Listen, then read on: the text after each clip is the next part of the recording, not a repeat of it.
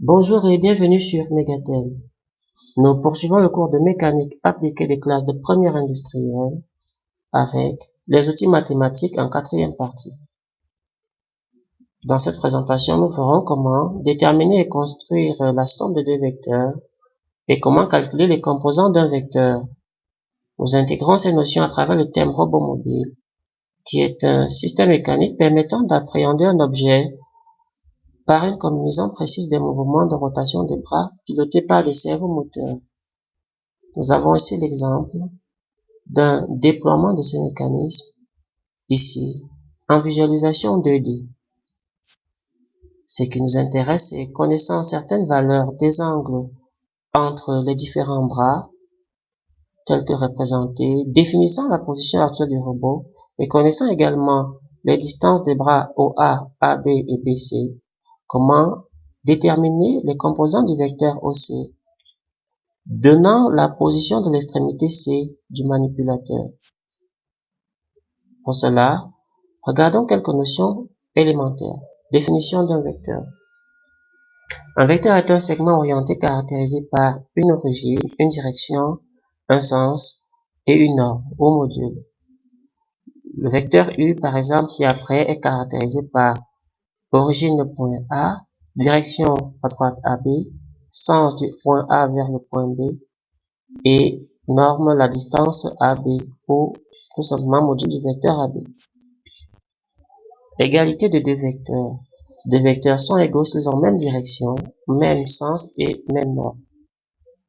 Voici une illustration graphique de cette définition et on écrit U égale V. Vecteurs opposés. Deux vecteurs sont opposés s'ils ont même direction, même longueur, mais de sens contraire. Voici l'illustration graphique et on écrit U égale à moins V ou V égale à moins U ou encore U plus V égale au vecteur nul. Multiplication d'un vecteur par un scalaire. Soit U un vecteur et lambda un scalaire. On peut former le vecteur V égale à lambda U qui est collinéaire à U, c'est-à-dire même direction que U, même sens que U si lambda est positif, un sens contraire à U si lambda est négatif et a pour module. Module de V égale à valeur absolue de lambda, module de U. Comme exemple, on a ici quatre vecteurs du plan U, V, W et R, tous collinéaires. Ceci étant, on peut exprimer un vecteur en fonction de l'autre. Si on veut par exemple exprimer tous les vecteurs en fonction de U, on a par exemple le vecteur V, V égale 1 demi de U. On peut voir comment est-ce que V ici est la moitié du vecteur U est orienté dans le même sens.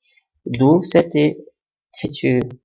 De même, on a R égale à 1 quart de U et W égale à moins 3 quarts de U. Si on veut par exemple exprimer tous les autres vecteurs en fonction du vecteur V, on aura U égale à 2V, R égale à 1 demi de V et enfin W égale à moins 3 demi de V. Voilà. Maintenant, somme de deux vecteurs. Soit U et V, deux vecteurs et trois points A, B et C tels que U égale AB et V égale BC. Alors la somme W de U et V est égale à vecteur AB plus vecteur BC est égal au vecteur AC. C'est la relation de Chasles.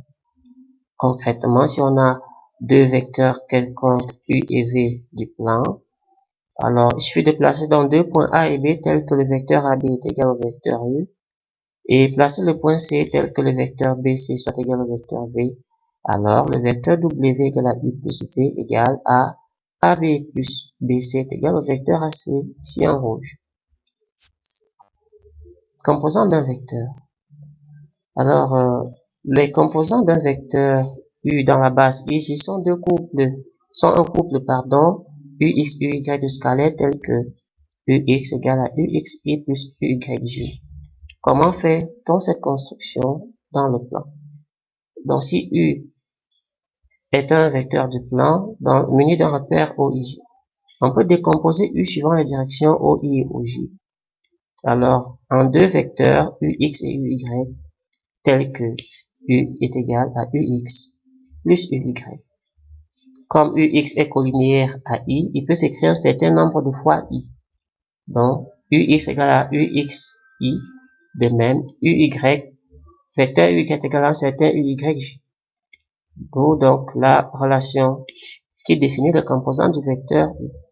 Donc ux est l'abscisse du vecteur u et uy est l'ordonnée de u, et on écrit u composant ux uy.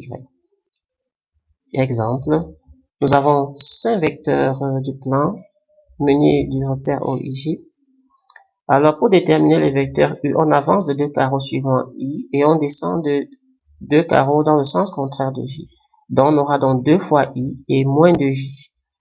Voilà, ce qui nous amène à dire que u a pour composant 2 moins 2. Pour le vecteur v, ça fait 2i et 2j. Donc v égale à 2i plus 2j, soit donc v pour composant 2, 2. Pour le vecteur v, ça va faire moins 4i plus j. Donc w moins 4, n, ça fait moins 2i plus 3j. Donc n composante moins 2, 3.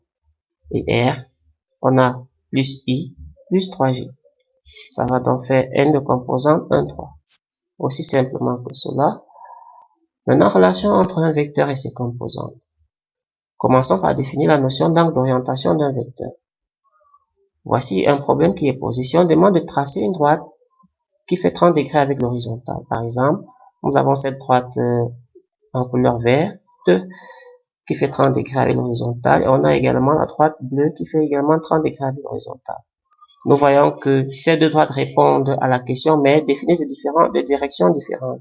Comment préciser donc de façon univoque la direction d'un vecteur ainsi que le sens du vecteur? On a donc recours à ce qu'on appelle l'angle d'orientation d'un vecteur.